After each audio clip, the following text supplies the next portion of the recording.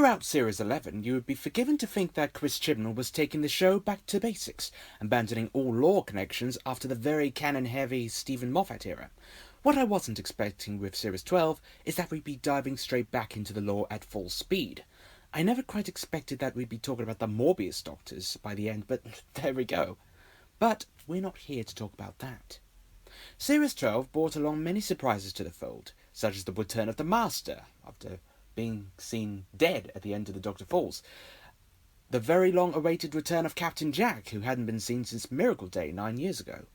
The whole Timeless Child arc, which gave a brand new backstory to the Doctor and expanded canon tenfold. Everyone's a Doctor now. As well as that, the introduction of a whole new Doctor. The first ever on-screen canon Black Doctor, as played by Jo Martin. And she was remarkable. For me, personally, a guy of Jamaican heritage, it was great to see her on screen rocking the role. For the run-up to Fugitive Doctor, there was hints and rumours about something groundbreaking happening. And when it aired, I was watching it with a few friends, and we literally roared with happiness as Captain Jack appeared back on our screens, and snogged Bradley Walsh. What nobody expected was that Ruth, the supporting character for the episode, was actually concealing a much more unexpected secret.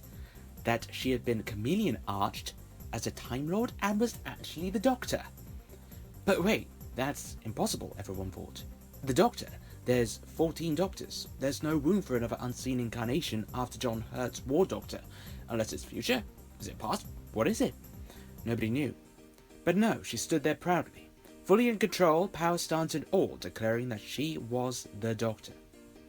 Throughout the episode, we had gone to know Ruth as this kind-hearted, slightly sassy woman who loved spreading a positive atmosphere wherever she went, with her husband and then companion Lee. It wasn't too much unlike David Tennant's equivalent as John Smith in Human Nature and the Family of Blood. So to see her go mental on the Jadoon was a big surprise, like the sort of, what the hell's going on here kind of surprise. And when she finally transformed, we were expecting another rogue Time Lord, like, say, the Rani, or the Meddling Monk even. I mean, we were going really to the spot on the barrel, but you get the idea. But what we didn't understand was the police box TARDIS. Why was that buried under the ground? So from that moment forth, Jo Martin became the first Black Doctor, discounting the Timeless Child regenerations, of course. And she proved to be a hit with fans, stunning many with her character's fearless demeanour, her costume, designed by Ray Holman, looking fairly military, with a touch of kente cloth for the culture, proving to be an extreme parallel to Jodie Whittaker's incumbent and much lighter, albeit increasingly stressed out at that point in time, Doctor. Now, there are loads of theories as to where the Fugitive Doctor came in the timeline, or Root Doctor, as we could call it. Some even theorised that she was between the second and third Doctor. Some even said that she was a parallel universe Doctor. But now it's pretty much confirmed that she was one of the many pre-Hartnell Doctors within the Timeless Child.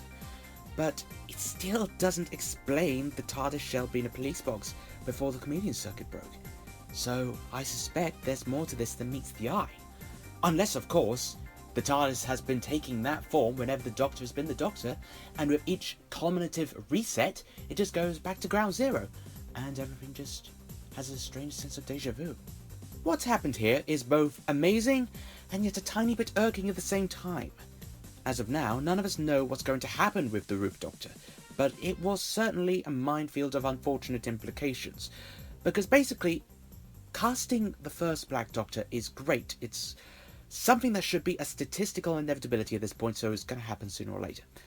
But casting the first Black Doctor in a supporting role in the middle of the current Doctor's tenure, not so good.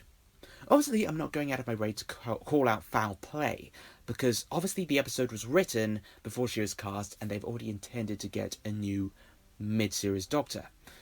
But it's unfortunate, because it's a truly great casting, and I'm glad that she has gotten the opportunity to play the Doctor, but perhaps not in the way it could have happened.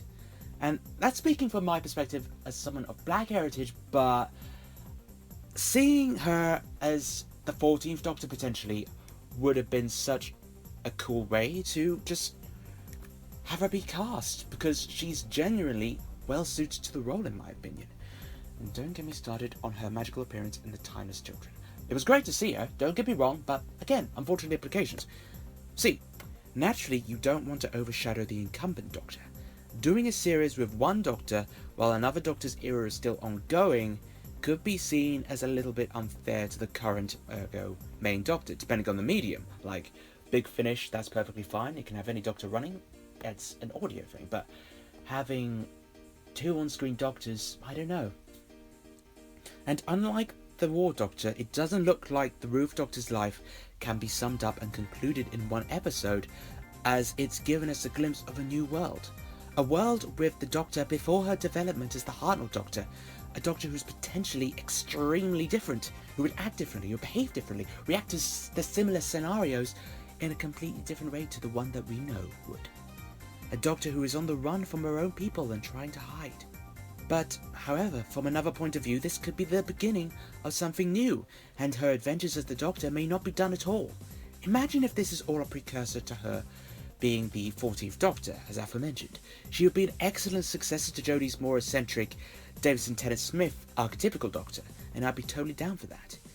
Because now, whoever becomes the 14th Doctor not only has Jodie's shoes to fill, but they also have Jo's, so we don't end up being left with the feeling of what could have been. But one thing is certain, there's a whole legion of fans out there who want to see more of the Ruth Doctor's adventures, myself included. And if you read Jo Martin's interview in Doctor Who magazine, she is just so enthusiastic about the show, and it genuinely shows. She really is quite a legend, and we are fortunate to have her taking on the role, even if it's so briefly, but we don't really know how far it's going to go. Personally, if you can't already tell, I adored her brief portrayal as the Doctor. She was commanding, assertive, funny, sassy, giving off the vibes of the Pertwee, Colin Baker, Eccleston and Capaldi archetype of Doctors, but with her own unique spin in her own style. It gives a brand new opportunity for a striking side Doctor Who project, or a new direction, or even a mid-series flashback two-parter, in the vein of The Menagerie from the original Star Trek series. Then Jo Martin's Doctor, in her circumstances, would make for one hell of a serialized adventure. Excuse my typo in the verbal sense. But, yeah, I mean, you could have her avoiding the Time Lords of the Jadoon on all manner of different threats that she has to overcome, maybe even culminating in what caused her to regenerate. But alas, it is a pipe dream.